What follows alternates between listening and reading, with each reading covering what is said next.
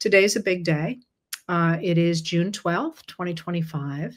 And at a press conference in Los Angeles today with Homeland Security Secretary Kristi Noem, Senator Alex Padilla, who is the most senior Democrat on the Senate Judiciary Committee, subcommittee on immigration, citizenship, and border safety, which has oversight of federal agencies that handle asylum, refugees, immigrant enforcement, and so on, was assaulted by security at the event, thrown to the ground, and handcuffed.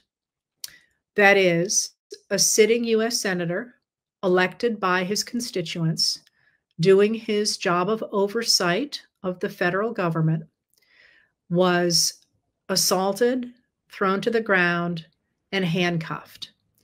This is a huge red flag that I'm going to talk more about.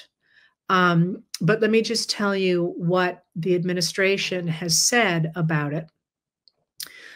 Immediately, the people surrounding Kristi Noem said that he did not identify himself. He's on tape saying, "I'm Senator Alex Padilla of California."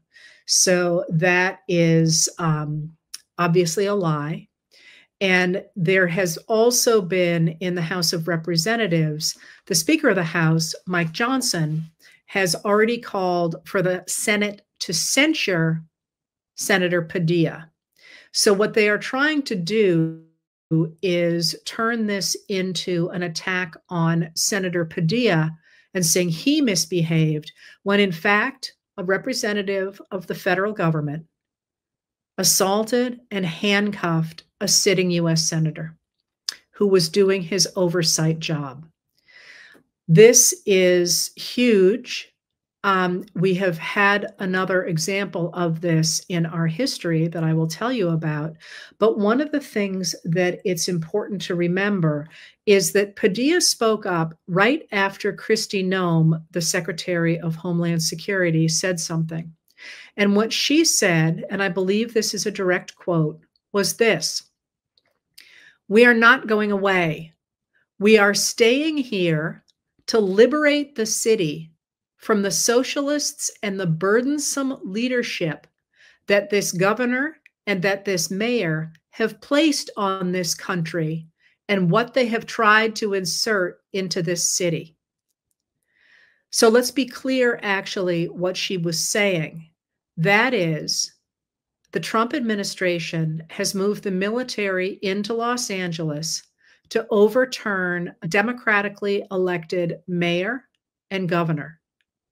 That's the definition of a coup. And when I said earlier that we've had an example of this before, in fact, if you have heard of the 1898 Wilmington Riot in Wilmington, North Carolina, this is precisely what happened. A democratically elected government of a fusion candidates of populists and Republicans elected a government in Wilmington, North Carolina in 1898.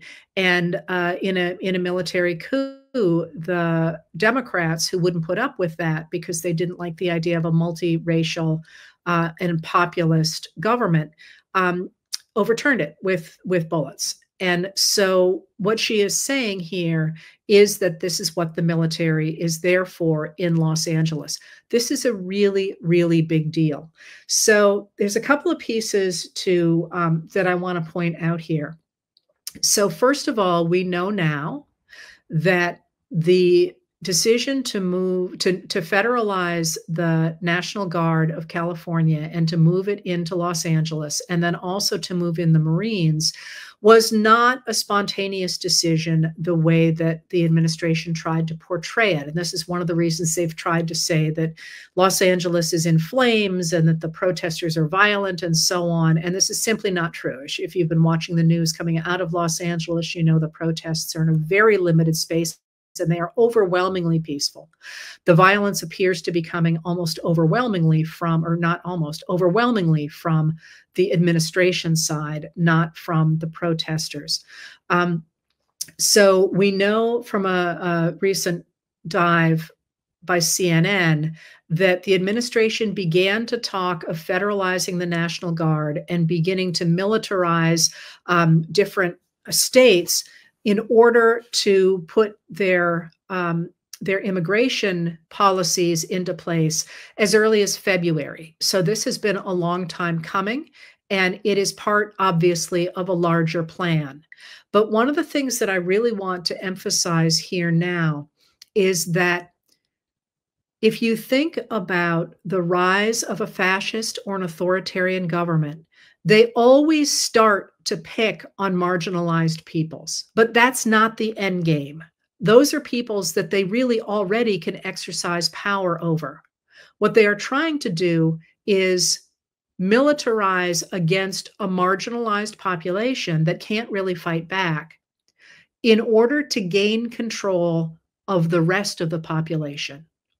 So in this case, if you look at what the administration is doing with regard to undocumented and legal immigrants, the militarization, the building up of the idea that we need more and more soldiers to fight against them, and now Noem's talk about getting rid of the elected government of Los Angeles and California, you can see that transition in this moment from, oh, we're getting rid of the criminals, the rapists and the murderers, to, oh, all undocumented migrants we consider criminals, to, oh, not just undocumented, but also immigrants here legally we consider criminals. Oh, and that's going to include birthright citizens who are here that are the children of immigrants. And now you can see the leap to, we are not going to permit elected governments that are democratic. We are not going to let people elect their own representatives. This is a really big deal, and it illustrates exactly where authoritarian governments go. They start with marginalized people, not because they care so much about having control of those marginalized people. They already have control over those people by definition of the fact they're marginalized. What they want is to use that to build up a military to get control of everybody else. And with the arrest, not just of Senator Padilla today, but first the indictment of the New York representative, McIvey, you're seeing this attack on the idea of democratic, small d, democratic government. And this is a really big deal.